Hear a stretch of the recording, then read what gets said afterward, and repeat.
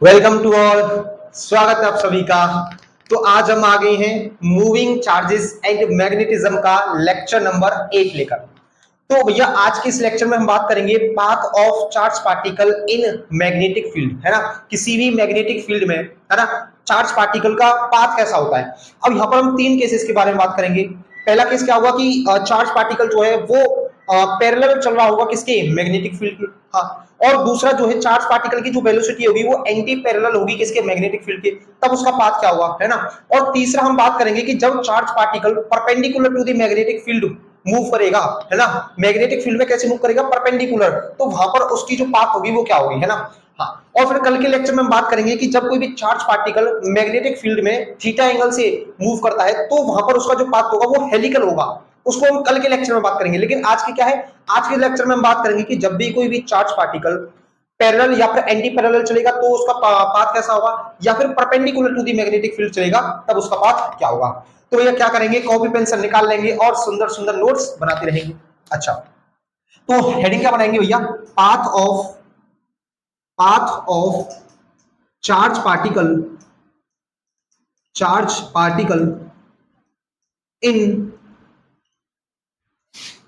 In a magnetic field, है ना। Magnetic field में किसी भी चार्ज पार्टिकल का जो पाथ होगा वो कैसा होगा। और यहां पर ये जो याद रखना, ये जो फील्ड होगी ना, ये जो मैग्नेटिक फील्ड होगी, ये किसी भी चार्ज की खुद की फील्ड नहीं होगी। ये किसी भी चार्ज की खुद की फील्ड नहीं होगी, ये क्या है, एक एक्सटर्नल मैग्नेटिक फील्ड है ना। हाँ, तो मान लेते हैं। अच्छा, अब देखो आपने भैया यहां पर कल पढ़ा था, कल आपने क्या पढ़ा था कि जो फोर्स होती है मैग्नेटिक फोर्स, वो कितनी होती है भैया, क्यू वी क्रॉस बी। यही पढ़ा था आपने, है ना। कल के लेक्चर में भैया यही पढ़ा था, जो फोर्स होती है किसी भी चार्ज पार्टिकल पर जब वो मैग्नेटिक फील्ड में एंटर करता है तो उसमें फोर्स लगती है क्यू वी क्रॉस वी। अच्छा, और इसको मैं लिखना चाहूं तो वो ऐसे लिख सकते हैं, एफ एम जो है वो कितने किसके इक्वल होगी, Q V V sine theta, Q V V sine theta. और यहां पर जो थीटा होता था वो थीटा क्या होता था भैया, angle between, theta is the angle between v vector and velocity vector and magnetic field. यानी वेलोसिटी और मैग्नेटिक फील्ड का बीच का एंगल होता था कौन, थीटा। अच्छा, तो अब यहां पर कुछ केसेस के बारे में बात करेंगे। अब देखो पहला केस क्या है, केस वन, है ना। केस वन क्या है भैया, यहां पर केस वन ये है कि चार्ज पार्टिकल मूव कर रहा है parallel to the magnetic field. Charge particle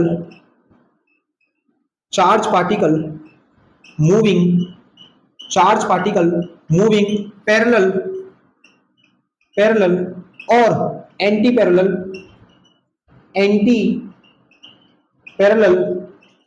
to the magnetic field, है ना। इन मैग्नेटिक फील्ड, ऐसा लिखो, इन मैग्नेटिक फील्ड। ठीक है, जो चार्ज पार्टिकल है वो मैग्नेटिक फील्ड में कैसे मूव कर रहा है, या तो पैरेलल मूव कर रहा है या फिर एंटी पैरेलल मूव कर रहा है। अच्छा, जैसे मान लो कि हमारे पास क्या है, ये मैग्नेटिक फील्ड है भैया, बहुत बढ़िया। ये हमारे पास क्या है, कोई मैग्नेटिक फील्ड है और इसमें चार्ज पार्टिकल जो है देखो कैसे मूव कर रहा है, ये या तो पैरेलल मूव कर रहा है ना, बी वेलोसिटी के साथ, या फिर एंटी पैरेलल मूव कर रहा है, या फिर देखो ये चार्ज पार्टिकल है और ये वेलोसिटी के साथ इस मैग्नेटिक फील्ड की अपोजिट डायरेक्शन में मूव कर रहा है ना। हाँ, जब ये चार्ज पार्टिकल पैरेलल मूव करेगा तो यहाँ पर थीटा कितना होगा भैया, पैरेलल मूव करेगा तो थीटा 0 डिग्री होगा। हाँ, और जब ये चार्ज पार्टिकल इस मैग्नेटिक फील्ड के एंटी पैरेलल मूव करेगा तो यहाँ पर थीटा कितना होगा भैया, 180 डिग्री होगा, 180 डिग्री होगा। हाँ, तो यहाँ पर थीटा 0 डिग्री, यहाँ पर देखिएगा, देखो फोर्स कितना होता है, एफ एम जो होता है वो होता है Q V V sine theta, Q V V sine theta. अच्छा, यहाँ पर साइन थीटा की जगह पे क्या लिखो, या तो साइन 0 लिखो, तो साइन 0 की वैल्यू कितनी होती है, 0, तब फोर्स क्या होगी, 0। यानी जब कोई भी चार्ज पार्टिकल पैरेलल मूव करेगा तो उसका फोर्स 0। अब एंटी पैरेलल के लिए Q V V sine 180 degree. हाँ, तो साइन 180 कितना होता है भैया, 0। हाँ, तो जब पैरेलल और एंटी पैरेलल मूव करेगा कोई भी चार्ज पार्टिकल मैग्नेटिक फील्ड में तो उस पर जो फोर्स लगेगी वो कितनी होगी, 0। समझ गए। यहां पर जब कोई भी चार्ज पार्टिकल मैग्नेटिक फील्ड में पैरेलल या फिर एंटी पैरेलल मूव करेगा तो उसको फोर्स लगेगी 0। फोर्स कैसी लगेगी भैया, 0। अगर फोर्स 0 तो यहां पर एक्सेलरेशन भी तो 0 होगा। जब फोर्स 0 हो तो भैया यहां पर एक्सेलरेशन भी 0 होगा। एक्सेलरेशन 0 होने का मतलब क्या है, एक्सेलरेशन 0 होने का मतलब क्या है कि इस चार्ज पार्टिकल में कोई भी एक्सेलरेशन नहीं आ रहा, मतलब यहां पर इसकी वेलोसिटी क्या है, कांस्टेंट रहेगी, है ना। वेलोसिटी जो है वो कांस्टेंट रहेगी। ये जो चार्ज पार्टिकल है जो चार्ज पार्टिकल है वो कांस्टेंट वेलोसिटी के साथ मूव करेगा, मतलब इसका मोशन कैसा होगा, यूनिफॉर्म मोशन, है ना। इसका जो यूनिफॉर्म जो मोशन होगा वो कैसा होगा, यूनिफॉर्म मोशन। समझ रहे हो? देखो क्या बोला कि जब कोई भी चार्ज पार्टिकल पैरेलल या फिर एंटी पैरेलल होगा मैग्नेटिक फील्ड के, तो वहां पर फोर्स जीरो होगी, और जब फोर्स जीरो तो भैया एक्सेलरेशन भी जीरो होगा, एक्सेलरेशन भी जीरो होगा, है ना। और वेलोसिटी क्या होगी, जब एक्सेलरेशन जीरो है तो वेलोसिटी कांस्टेंट रहेगी, मतलब उसका जो मोशन होगा यूनिफॉर्म मोशन होगा, हर पॉइंट पर कैसा मोशन रहेगा, उसकी वेलोसिटी हर पॉइंट पर कांस्टेंट रहने वाली है। अब यहाँ पर कोई भी फोर्स नहीं है, अब ये पार्टिकल ऐसे सीधा जा रहा है तो ये सीधे ही चलता जाएगा, सीधा ही चलता जाएगा, है ना। तो इसका जो पाथ होगा वो कैसा होगा, स्ट्रेट लाइन पाथ होगा। किसी भी चार्ज पार्टिकल का जो पाथ होगा वो क्या होगा, स्ट्रेट लाइन, कैसा होगा, स्ट्रेट लाइन पाथ होगा। चार्ज पार्टिकल जो वो कैसे मूव करेगा, स्ट्रेट लाइन में मूव करेगा। जो चार्ज पार्टिकल है वो कैसे मूव करेगा भैया, स्ट्रेट लाइन में मूव करेगा। कब, जब वो एंटी पैरेलल या फिर पैरेलल मूव करेगा, किसके, मैग्नेटिक फील्ड के। यहां तक समझ में आया, यहां तक समझ में आया तो भैया इसको नोट कीजिए, कर लिया। चलो अब देखो, अब बात करते हैं कि चार्ज पार्टिकल क्या है। चार्ज पार्टिकल परपेंडिकुलर मूव कर रहा है किसके, मैग्नेटिक फील्ड के। जो चार्ज पार्टिकल है, चार्ज पार्टिकल कैसे मूव कर रहा है, परपेंडिकुलर मूव कर रहा है किसके, मैग्नेटिक फील्ड के। अब जब मैग्नेटिक फील्ड के परपेंडिकुलर मूव कर रहा है तो क्या होगा भैया, देखो केस 2 बनाइए, केस 2। चार्ज पार्टिकल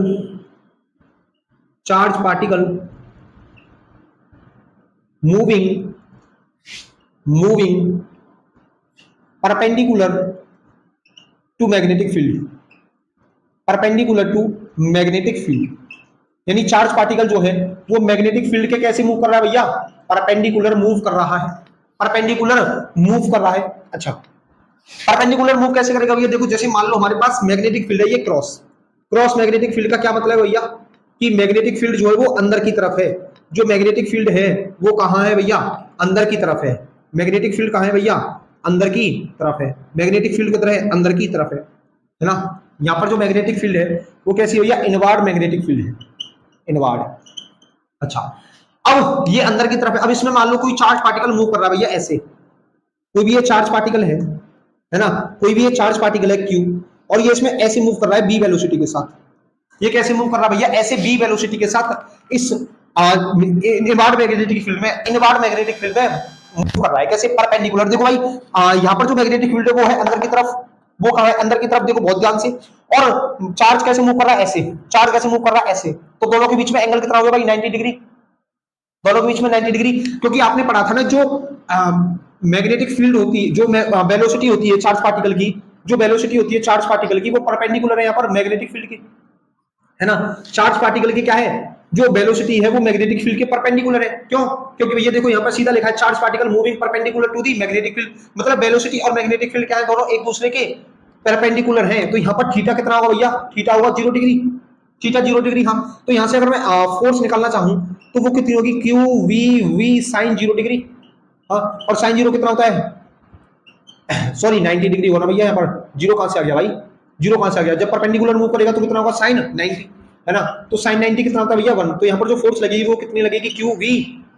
समझ गए, यहाँ पर जो वेलोसिटी और मैग्नेटिक फील्ड है दोनों एक दूसरे के परपेंडिकुलर है, तो थीटा कितना होगा 90, तो फोर्स कितना होगा, क्यू वी बी। इसका मतलब यहाँ पर फोर्स 0 नहीं होगी, अब इस पर फोर्स लगेगी, है ना। तो देखो फोर्स कैसे निकालते थे, फोर्स कैसे निकालते थे भैया, फोर्स हम निकालते थे F इक्वल टू होता था क्यू वी क्रॉस बी, है ना, वी क्रॉस बी, ये इसकी वेक्टर फॉर्म होती थी फोर्स की।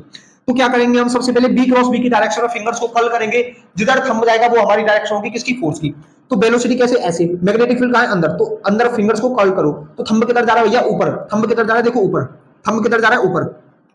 तो इस पर यहां पर जो फोर्स होगी वो कैसी होगी भैया, ऐसे ऊपर की तरफ फोर्स होगी यहाँ पर, ठीक है। यहाँ पर क्या होगी, ऊपर की तरफ फोर्स होगी। अब देखो ये चार्ज पार्टिकल जाना तो सीधा जा रहा था, लेकिन यहाँ पर फोर्स लगेगी तो ये फोर्स क्या है, थोड़ा सा खींच लेगी भैया ऐसे, है ना। ये फोर्स क्या करेगी, इसको थोड़ा सा खींच लेगी, है ना। हाँ, अब फिर यहाँ से इस पॉइंट से इस पार्टिकल की जो वेलोसिटी होगी वो कुछ ऐसे जाएगी, है ना। यहाँ पर जो इस पार्टिकल की जो वेलोसिटी होगी अब वो कैसे जाएगी भैया, ऐसे जाएगी कुछ, है ना।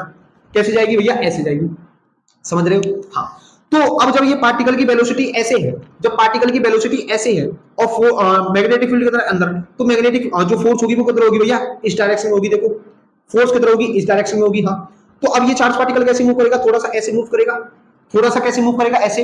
भाई देखो ये जाना पहले ऐसे जा रहा था, फिर इसकी वेलोसिटी ऐसे हो गई, हाँ तो वेलोसिटी ऐसे यू है, और मैग्नेटिक फील्ड अंदर है तो फोर्स किधर लगी, इधर। अब देखो अब यहां तक पहुंचा ये, फिर अब इसके बाद जो वेलोसिटी होगी इसकी वो ऐसे हो जाएगी, इसकी जो वेलोसिटी है वो ऐसे हो जाएगी। हाँ भैया, तो इस पर देखो वेलोसिटी ऐसे है, इसकी वेलोसिटी ऐसे है, तो मैग्नेटिक फील्ड की तरफ देखो अंदर की तरफ, देखो वेलोसिटी है ऐसे, देखो ध्यान से देखो, वेलोसिटी ऐसे, मैग्नेटिक फील्ड अंदर की तरफ, तो फोर्स कितना आ रही है भैया, नीचे। फोर्स कितना आ रही है भैया, नीचे। फोर्स कितना आ रही है भैया, नीचे, है ना। हाँ तो अब ये कैसे मूव करेगा, कुछ ऐसे मूव करेगा, ये कैसे मूव करेगा, ऐसे मूव करेगा। अब देखो यहां से इसकी जो वेलोसिटी होगी वो ऐसे होगी, हाँ तो अब देखो वेलोसिटी ऐसे नीचे, वेलोसिटी ऐसे नीचे, है ना। मैग्नेटिक फील्ड अंदर, तो थंब किधर जा रहा है, इधर की तरफ, थंब किधर जा रहा है भैया, इधर की तरफ, तो इसकी जो फोर्स होगी वो किधर होगी, ऐसे, है ना। हाँ और इसका जो पाथ होगा वो कैसे होगा, ऐसे। तो यहां पर देखा तुमने क्या है, इसका जो पाथ आ रहा है, इसका जो पाथ आ रहा है भैया वो कैसा पाथ आ रहा है, सर्कुलर पाथ आ रहा है।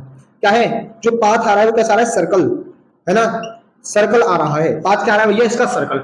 जब भी कोई चार्ज पार्टिकल मैग्नेटिक फील्ड में परपेंडिकुलर मूव करेगा तो उसका पाथ कैसा होगा भैया, सर्कल, है ना, उसका पाथ क्या होगा, सर्कल होगा। अच्छा जब इसका सर्कल है तो इसकी रेडियस मान लो आर है। भाई देखो यहां पर अब इसकी रेडियस आ रही है, अब ये देखो ये फोर्सेस जो है ना, ये सभी एक पॉइंट पर काटती हुई दिखाई देंगी भैया। देखो ये जो फोर्सेस हैं जितनी, ये सभी एक पॉइंट पर काटती हुई दिखाई देंगी, है ना। ये सभी फोर्सेस क्या है, एक पॉइंट पर काटती हुई दिखाई देंगी। अच्छा अब यहाँ पर फोर्स कितनी आ रही है, फोर्स आ रही है Q V cross Q V B. यहाँ पर फोर्स कितनी आ रही है भैया, क्यू वी बी।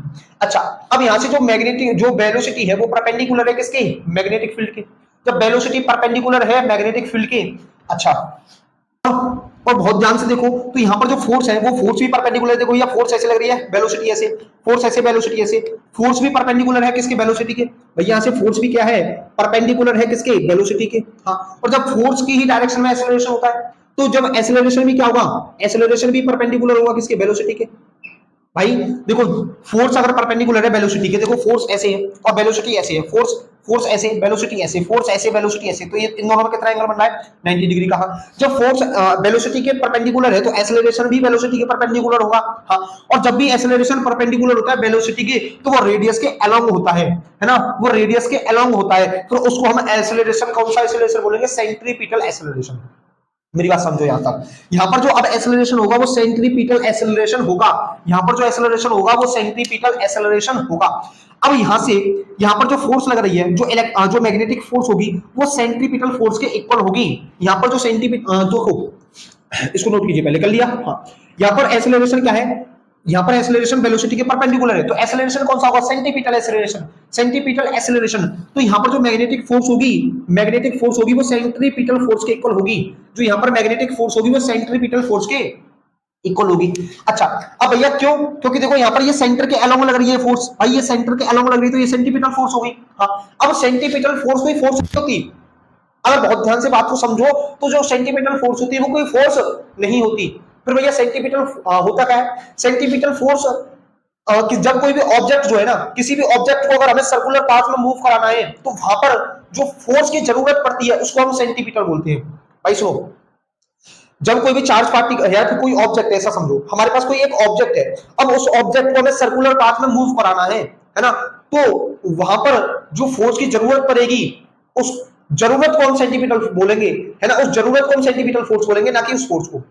ध्यान से समझ रहे हो, यहां पर जो फोर्स लगेगी ना, यहां पर सेंटीपिटल क्या है, कोई फोर्स नहीं है, सेंटीपिटल क्या है, कोई फोर्स नहीं है, ये एक नीड है, ये क्या है, एक रिक्वायरमेंट है किसी भी ऑब्जेक्ट को सर्कुलर पाथ में मूव कराने के लिए, है ना। सेंटीपिटल फोर्स क्या होती है, एक रिक्वायरमेंट होती है किसी भी चार्ज पार्टिकल को या फिर किसी भी ऑब्जेक्ट को सर्कुलर पाथ में मूव करने के लिए, है ना।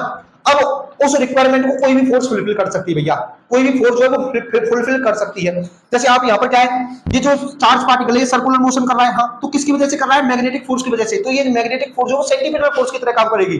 अब जैसे आपने देखा होगा कि इलेक्ट्रॉन्स जो है वो न्यूक्लियस के अराउंड घूमते हैं, वहां पर इलेक्ट्रॉन्स और न्यूक्लियस में अट्रैक्शन की फोर्स लगती है, और वहां पर जो अट्रैक्शन की फोर्स होती है इलेक्ट्रोस्टैटिक फोर्स, वो सेंटीपिटल फोर्स की तरह काम करती है ना। हाँ अब जैसे आपने देखा होगा कि जो हमारी अर्थ है उसके अराउंड सैटेलाइट घूम रही है, हाँ तो वहां पर जो ग्रेविटेशनल फोर्स होती है वो सेंटीपिटल फोर्स की तरह काम करती है।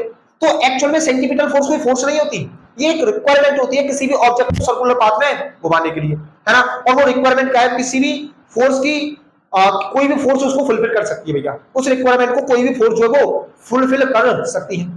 अच्छा तो मैग्नेटिक फोर्स कितनी होगी भैया, जब 90 डिग्री का एंगल है ना, जब परपेंडिकुलर मूव करेगा तो ये होगी क्यू वी वी।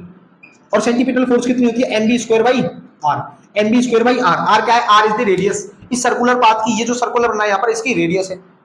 अच्छा भैया, तो यहां से देखो एक बी से ये बी कट जाएगा। हाँ, तो अगर मैं यहां से आर निकालूंगा तो वो कितना आएगा?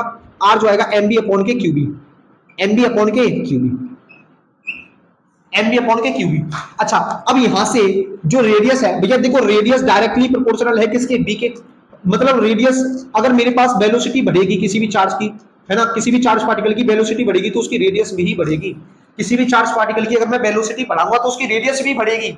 अच्छा, अगर मैंने कहा किसी भी चार्ज पार्टिकल की, अगर मैं चार्ज, किसी भी चार्ज पार्टिकल का मैग्नीट्यूड कम है, देखो भाई चार्ज अगर कम होगा तो रेडियस ज्यादा होगी, चार्ज कम होगा तो रेडियस ज्यादा होगी, जब रेडियस ज्यादा है तो फोर्स भी ज्यादा होगी। भैया सुनो, जब कोई भी चार्ज का मैग्नीट्यूड कम होगा तो वहां पर फोर्स ज्यादा होगी, और चार्ज का मैग्नीट्यूड ज्यादा होगा तो फोर्स कम होगी। जो फोर्स है वो किस पर डिपेंड कर रही है? वेलोसिटी पर और चार्ज पर। किस पर डिपेंड कर रही है? वेलोसिटी पर और चार्ज पर। समझ रहे हो? हाँ भैया, अब देखो M B, P equals to कितना होता है? एम बी, पी क्या है यहाँ पर? मोमेंटम। हाँ, तो रेडियस को हम मोमेंटम की टर्म में कैसे लिख सकते हैं? पी अपॉन के क्यूबी, पी अपॉन के क्यूबी।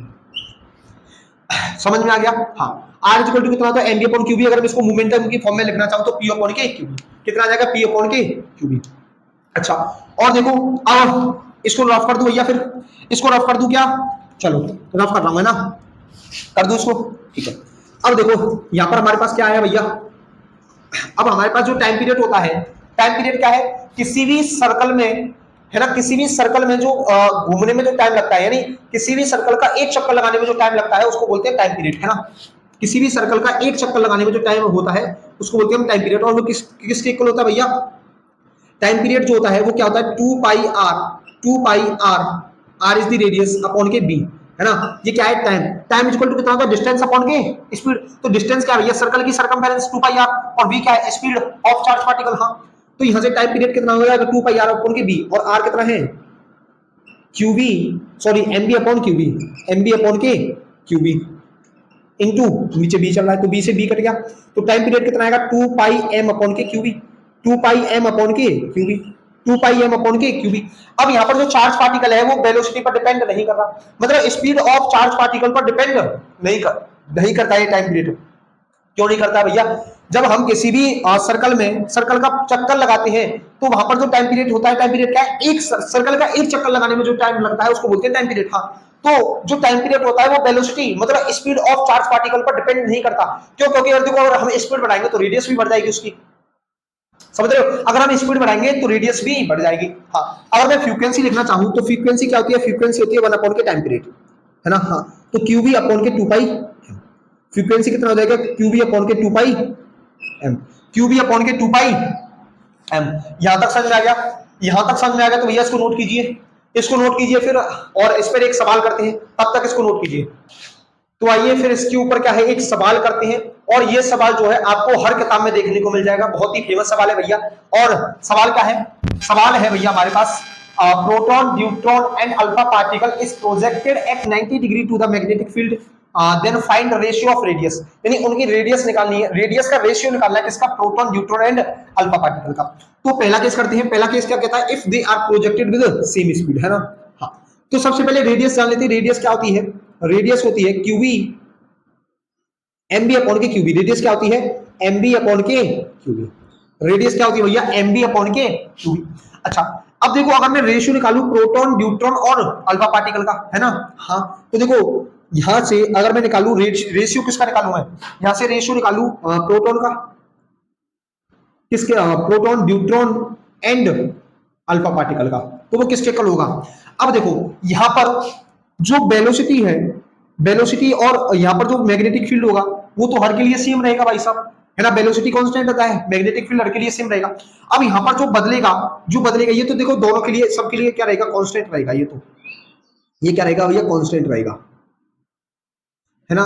हाँ, तो चेंज किसमें आएगा? मास में और चार्ज में। चेंज किसमें आएगा? मास में और चार्ज में, है ना। हाँ, तो यहां पर ऊपर क्या आएगा? Mass of proton, mass of proton upon के charge of proton ratio, mass of neutron upon के charge on neutron ratio, mass of alpha particle upon के चार्ज ऑफ अल्फा पार्टिकल।